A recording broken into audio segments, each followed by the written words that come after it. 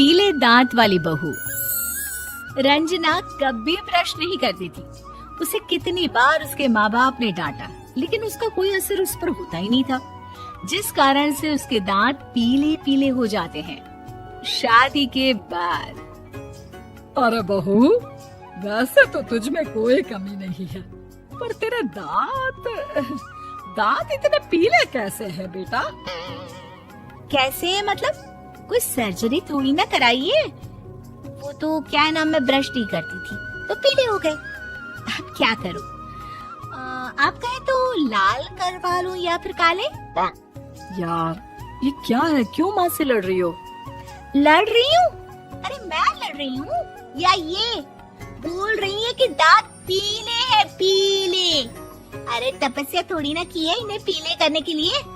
बकायदा ब्रश नहीं किया है 20 साल तक, तब जाकर। छी, कैसी बात कर रही हो? ये उस वक्त तो पीले नहीं थे जब हम लोग तुम्हें देखने आए थे। अरे तब साफ करवा लिया होगा डेंटिस्ट के पास जाकर। अब देखो कैसे पीले पीले लग रहे हैं।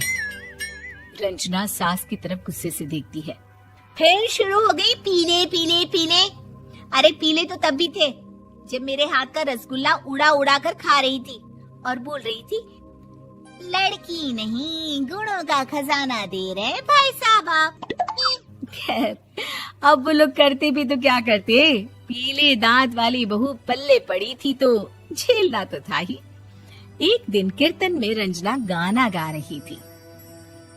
अरे कमला बहन, माँ का द्वार है, यहाँ तो सब शुद्ध होकर आते हैं, फिर अपनी बहू को ब्रश भी नहीं करवाती तुम। दूर से पीले पीले दांत भक्ति में बाधा उत्पन्न कर रहे हैं। अरे कोई 2 साल के बच्चे थोड़ी ना लेकर आई हूँ मैं बहू बनाकर। अच्छी खासी लड़की है, अरे कैसे करवाऊं ब्रश? ये तो उसे खुद करना चाहिए ना। अब माँ बाप तो इसके जैसे तैसे निपटा दिए, ये नहीं सोचा कि सास कैसे संभालेगी।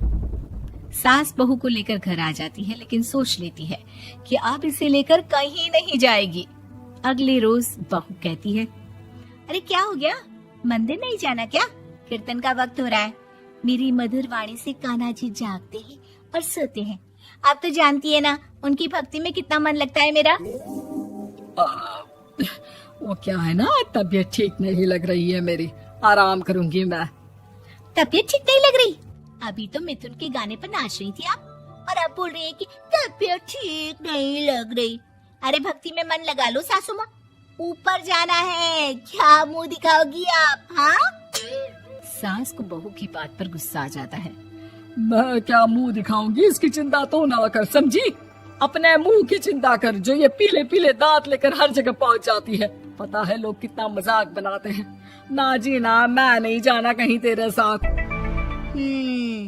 तो ये बात है, कोई ना, मत जाओ, मैं अपने कमरे में ही बैठकर भक्ति कर लूंगी। ऊपर वाला दांत थोड़ी ना देखता है, मन देखता है, भावना देखता है। और अरे बस बस, तू सब कुछ दिखा, बस ये सफेद चमकदार दांत ना दिखाना किसी को, है? जा यहाँ से। बहू को सास की बात का कोई फर्क नहीं पड़ता, वो तो जैसी थी वैसी ही रह जाती है। सुबह नहाकर किचन में खाना बनाना, फिर खाना खाना, कीर्तन भजन करना और सो जाना। एक दिन, माँ जी मैं सहेली के घर जा रही हूँ, शाम को लेट आऊंगी। हाँ हाँ तो जाना, मैंने कौन सा तेरी आरती करनी है घर पर बैठकर। रंजना सहेली के घर जाती है, जहाँ वो पार्टी में जाने की तैयारी कर रही होती है। अरे शिखा, कहाँ जाने की तैयारी कर रही है? मैं गलत वक्त पर आ गई क्या? अरे नहीं यार, उल्टा सही वक्त पर आई है। मैंने ये साड़ी और ज्वेलरी निकाली है यार, शाम को इनके ऑफिस की एक पार्टी में जाना है। बताना कैसा लग रहा है ये सब? नहीं यार, इस ड्रेस के साथ तो वो वाली ज्वेलरी अच्छी लगेगी।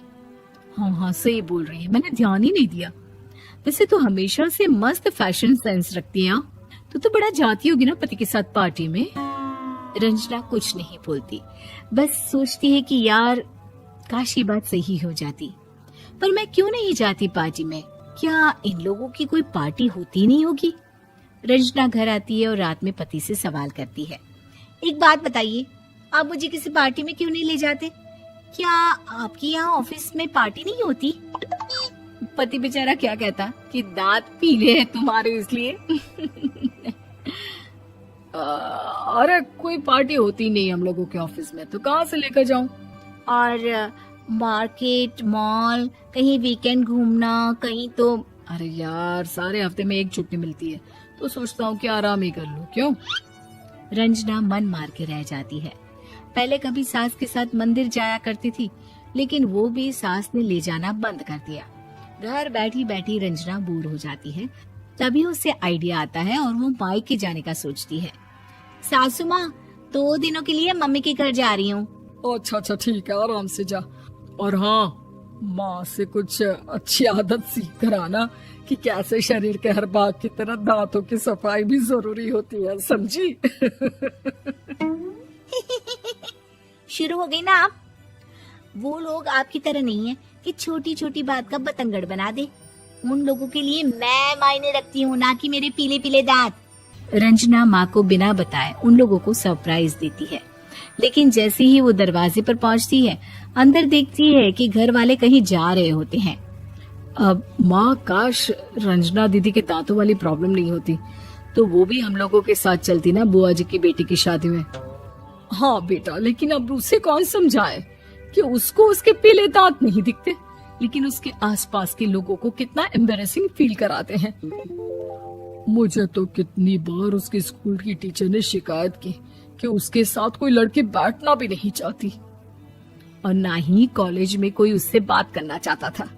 लेकिन पता नहीं क्यों उसे ये बात समझ में ही नहीं आती। कोई कमी नहीं है उस लड़की में, बस यही कि दांत पीले हैं। वो तो भला हो जीजा जी और उनकी माँ का, जो दीदी को जैसी है वैसे ही रखा हुआ है। रंजना को अपने घर वालों की बात सुनकर बहुत दुख होता है। वो सोचती है कि वो क्या करे, लेकिन फिर वो सीधा डेंटिस्ट के पास जाती है, अपने दांत चमकाती है और कसम खाती है कि वो रोज ब्रश करेगी। अरे क्या हो गया? तुम तो 2 दिनों के लिए गई थी ना, पर कोई ना, अच्छा है, चलो आ गई तो। रंजना सास के सामने आकर खड़ी हो जाती है और पूरी स्माइल करती है, उसके चमकदार दांतों को दिखाती हुई। चले मंदिर। माँ, मुझे माफ कर दीजिए, मैंने आप लोगों को बहुत एम्बैरेसिंग फील करवाया। मैं आज से रोज ब्रश करूंगी।